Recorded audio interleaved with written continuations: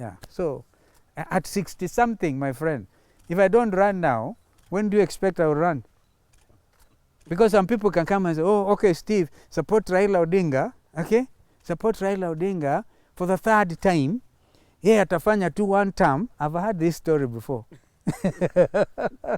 I've heard this story before. So you don't see any person convincing you to support Raila Odinga? No. If there is somebody willing to do so, to try that route, they should start off saying, Steve, would you consider going home? That's an option. But if I am listening to this country, this is the time. This is the moment of reckoning. And by the way, we ran once in 2007. Don't forget. We know the game. We know our country. All right?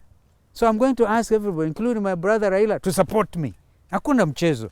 If you want us now to save and bring into effect the vision of NASA, the vision of a country that is proud, standing strong among the community of nations, this is the only time. This is the time to move on. And Brother Steve, tuko pamoja in real terms.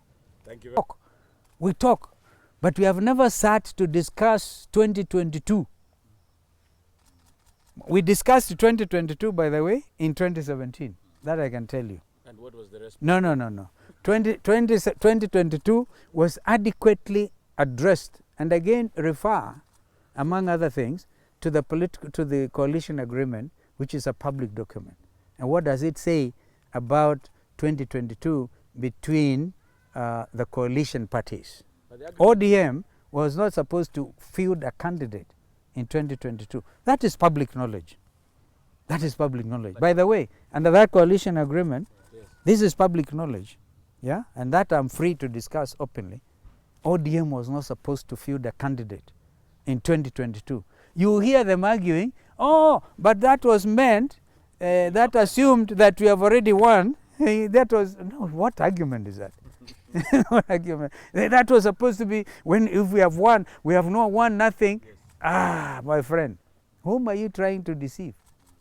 But if William Ruto wants to be a true Democrat and he feels that he cannot work with President Uhuru Kenyatta, the most honorable thing to do is to resign. In fact, that will give him mileage.